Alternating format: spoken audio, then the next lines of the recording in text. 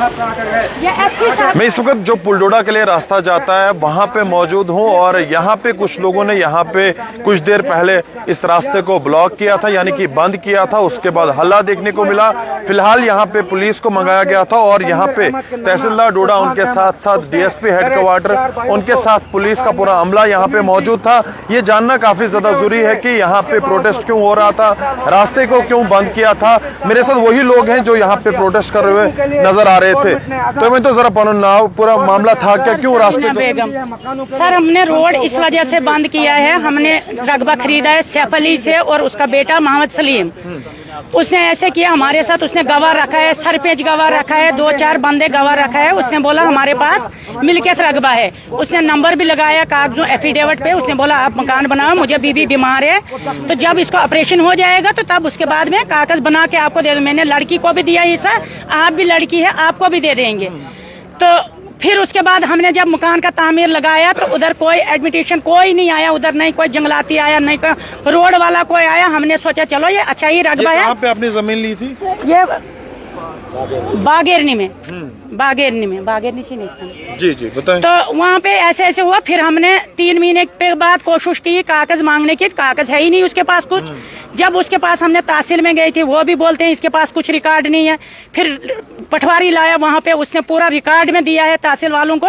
ये other road का। जब आपने वो जमीन ली थी कुछ पता था आपको कि इसके डॉक्यूमेंट्स हैं या ये सरकारी लैंड है यहाँ पे जहाँ पे आपने जमीन ली? सर हम अनपढ़ है, वो दिखा रहा है हमको नकल। ये हमारे पास नकल है, मिल्कियत नकल है। तो 1964 का है सर, वही यकीन है हमको। हमने सोचा कौन खाएगा 6.5 लाख गवर्नमेंट रकबे। आप ऐसे काम वगैरह क्या करते हैं? काम वगैरह कुछ नहीं, मजदूरी करते हैं। मुझे एक ही लड़का है, वो मर गया, हमको उसकी लड़की है, उसके लिए हम करते हैं। हमको होना चाहिए मजबूत मिल्कियत रकबा। मुझे थोड़ा सा ये बताइए, रास्ता जाम करने की जरूरत क्या आपको पड़ी? सर जब मैं पूरा दफ्तरों में चल के, पुलिस बोलते हैं एडमिटेशन के लिए वो करेंगे चारा, तहसीलदार बोलते हैं पुलिस के लिए, पुलिस बोलते हैं तहसीलदार के लिए। जब हमने तसल्ला किया 7 महीने हमारे पास कितने कागज है, देखो ये सब जगह के कागज है। किसी ने जब हमारी कोशिश नहीं की, जब हम थक गए उधर दफ्तरों में चल के, तब हमने सोचा हमारे पास अफसर अब रोड में ही आएंगे, नहीं तो हमको कोई मजबूरी नहीं है चक्का जाम करने की। यहाँ पे इस वक्त डीएसपी हेडक्वार्टर डोडा थे, तहसीलदार डोडा थे, किस तरह का भरोसा आपको दिया और क्या बताया गया? सर जो डीएसपी हेडक्वार्टर साहब है उसके लिए हम बहुत शुक्रगुजार है। उसने पहले भी बहुत कोशिश की हमारे लिए, इसका मसला हल करो, कोई नहीं सुनता है आगे। तो और एसएचओ साहब कल क्या बोल रहे हैं, कल उसने 2 एसपीओ जिसने हमको बेचा है बाप बेटे ने, उसको भी बुलाया, मुझे भी बुलाया। उधर क्या किया एसएचओ साहब ने, वो बोलता है उनके सामने नहीं ये रिन्यू डिपार्टमेंट का काम, निकलो यहाँ से, ये रिन्यू डिपार्टमेंट का काम। वो एसपीओ दोनों मुलजिम उधरी था, तो मुझे निकाली बाहर। उसके बाद पता नहीं जिससे आपने जमीन ली है पहले वाली जो बागेरनी का आप कह रहे हैं, वो पुलिस में दोनों लोग हैं? दोनों लोग हैं, एसपीओ में दोनों लोग हैं, बाप भी बेटा भी, उसका कोई नहीं पूछता है।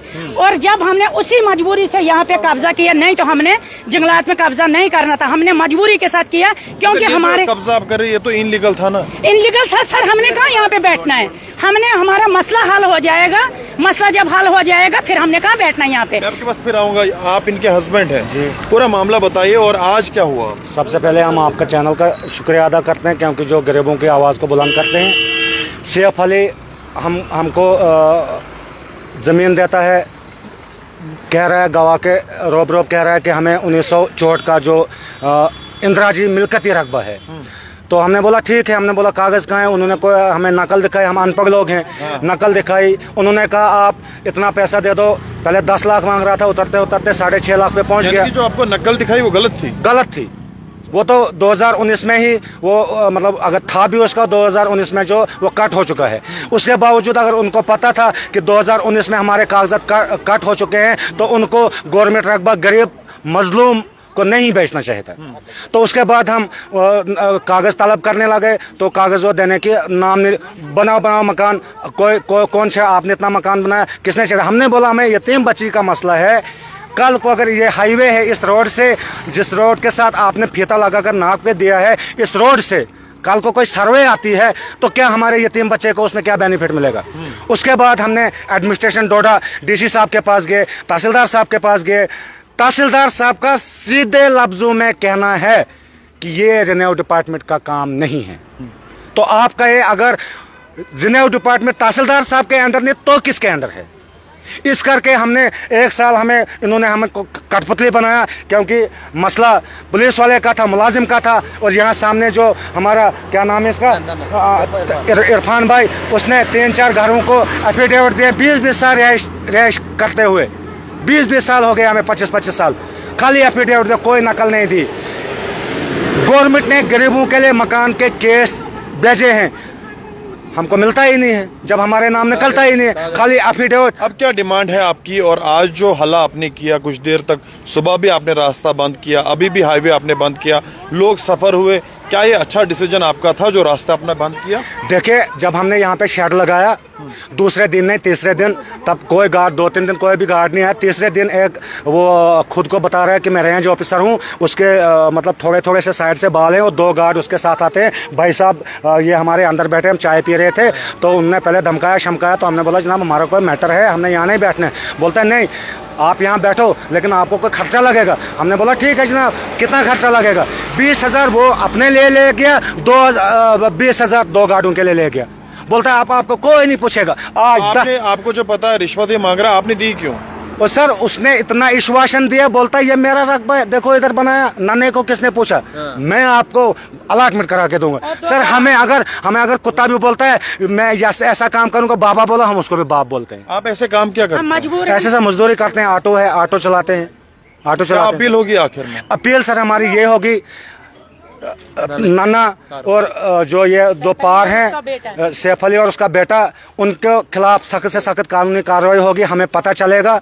और ये जो जगह है ये हम तब तक नहीं छोड़ेंगे, भावें हमें डीसी साहब जहर दे, हमें फांसी दे, तब तक हम यहाँ से नहीं भागेंगे जब तक हमारा मसला पैसा वापस नहीं मिलेगा। और उसमें यह भी शर्त है कि हम रात को अब इसी त्रिपाल के अंदर बैठेंगे, अगर हमको शेर खाएगा या कोई भी जानवर या कोई भी जानी माली नुकसान होगा, उसके जिम्मेवार जो एडमिनिस्ट्रेशन डोडा और एसएसपी साहब डोडा, जिस एसएसपी साहब ने आज हमारा इतना बड़ा नुकसान कराया। ये किसने यहाँ से सामान आपका हटाया? ये जंगलाती गार्डों ने और एसएसपी साहब के आर्डर से यहाँ बहुत ज्यादा पुलिस तादाद में आई, उन्होंने है, और मारपीट भी साथ पे ये इनका ये मानना है कि ज्यादती हमारे साथ की गई है और हम अनपढ़ लोग हैं। इनके मुताबिक ये भी कहना है कि जिन लोगों ने हमें ठगाया है, जिस तरह से कह रहे हैं कोई सैफ अली नाम का कोई शख्स है, उसके साथ कोई भी और भी किसी का नाम ले रहे हैं, वो अगर चाहते हैं मीडिया के सामने अपना पक्ष रखना, वो आ सकते हैं, हमसे रब्ता कर सकते हैं, अपनी बात भी वो रख सकते हैं। और इनका ही मानना है कि जब तक हमारी बात को नहीं सुना जाएगा, क्योंकि मैटर इस हाईवे का था, ये जो रास्ता आप देख रहे हैं ये पुलडोडा की तरफ भी जाता है, किश्तवाड़ की तरफ भी ये रास्ता जाता है, और अलग अलग रूट्स के लिए ये रास्ता जाता है। और ये रास्ता कुछ देर तक बंद रहा, उसके बाद हल्ला काफी ज्यादा देखा गया। एडमिनिस्ट्रेशन के लोग यहाँ पे आए, जिसमें SHO डोडा और उनके साथ साथ DSP हेडक्वार्टर और उनके साथ तहसीलदार डोडा और भी एडमिनिस्ट्रेशन के कुछ लोग आए, जिनने फिलहाल इस रास्ते को थ्रू के, यानी कि जो जाम किया गया था, इसको खोला गया। और इनका ये मानना है कि जब तक हमारे इस मसले को हल नहीं किया जाएगा, तब तक हम इस रास्ते को आने वाले टाइम में फिर से ब्लॉक कर सकते हैं। जहां तक इनका मानना है कि DSP हेडक्वार्टर डोडा अजय आनंद जी की तरफ से आश्वासन दिया गया है कि कार्रवाई बड़ी से बड़ी होगी, और इससे पहले भी उन्होंने, इनके मुताबिक इससे पहले भी उन्होंने, यानी कि DSP हेडक्वार्टर जो है, उन्होंने इनकी जरूर हेल्प की, इनकी आवाज को सुना है, इनकी बात को सुना है। तो देखना होगा कि एडमिनिस्ट्रेशन इनका किस तरह से बीच का रास्ता निकालती है। दोनों पार्टीज को पूछ के ये फैसला लेना होगा कि गलती किसकी है। तो देखना होगा कि एडमिनिस्ट्रेशन, खास करके डिप्टी कमिश्नर डोडा से ये लोग उम्मीद करते हुए नजर आ रहे हैं। तो आने वाला वक्त बताएगा किस तरह से इनकी बात को सुना जाएगा। गुलिस्तान न्यूज के लिए वसीम गत्तू, डोडा।